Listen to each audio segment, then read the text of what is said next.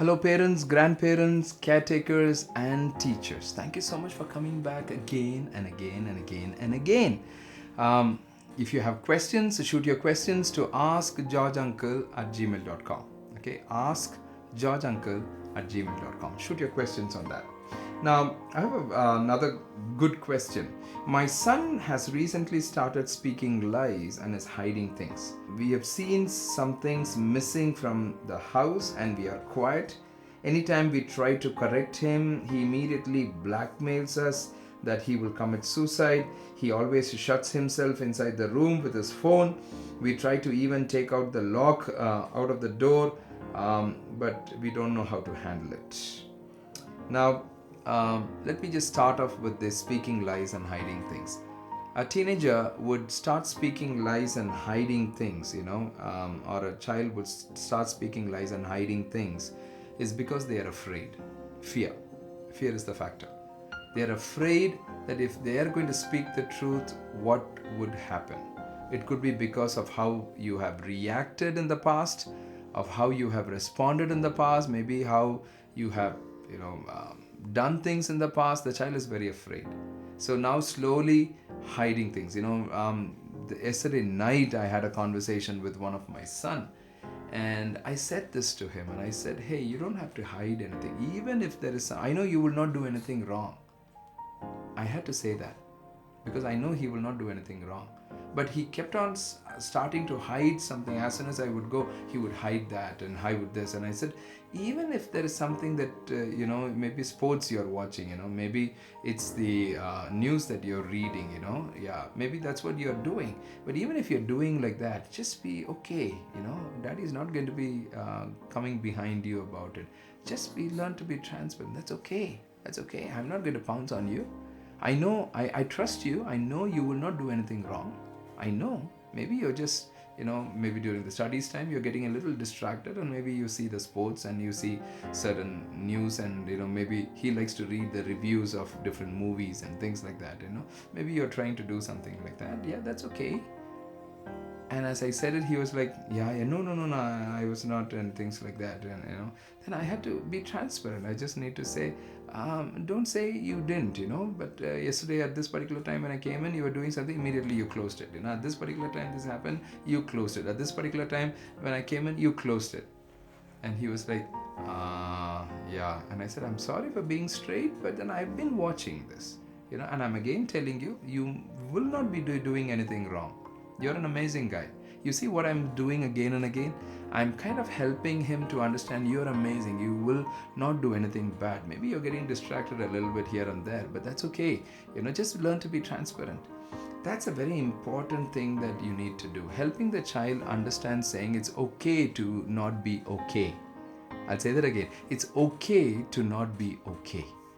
So helping the child to understand, saying, hey, we are standing with you. We are not perfect. One of the statements that I would always tell teenagers and young people is, we are imperfectly perfect. Yeah, we are not perfect. We are imperfect, but we are imperfectly perfect because of our perfect Heavenly Father. And that's something we have to keep ingraining into the hearts of our children. We need to keep ingraining into the hearts of our teenagers, and for us. Now, why is he now every time you're trying to correct and things like that, he's immediately, blackmailing and trying to commit suicide and things like that?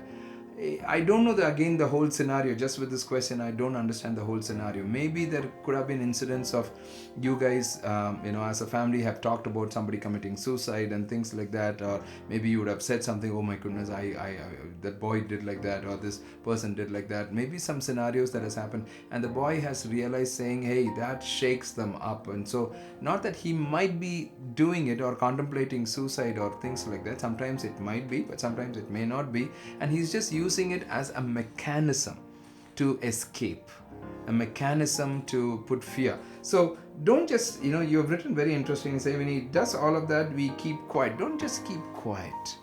When he talks about, committing suicide or, things like that, immediately step in and just, not at that time immediately in the tense of the moment, but after some time, immediately before the day ends, talk to him. And I said, hey, you made that statement. You've been making that statement. Now in this scenario, you can say you've been making that statement, That's not a great statement. Why would you say that? We love you, right? And only those who love you will correct you, right? And we are now trying to help you. That's all. We are with you. We want you to succeed. We want you to become an amazing guy, an amazing girl. You see what I'm saying? You need to start having that conversations. For this, the very important principle here is this: you need to spend time. This cannot happen haphazard. This cannot happen time to time and just like that, quick fix and quick things and just go and you need to take time. You need to take time. Unless you take time, it's not going to work out. Unless you take time, it's not going to work out. Another teenager of mine yesterday did something and I saw that and I just called him. I don't wait. When I see something or my wife sees something, we immediately talk. We don't let the day go by. We immediately talk about that.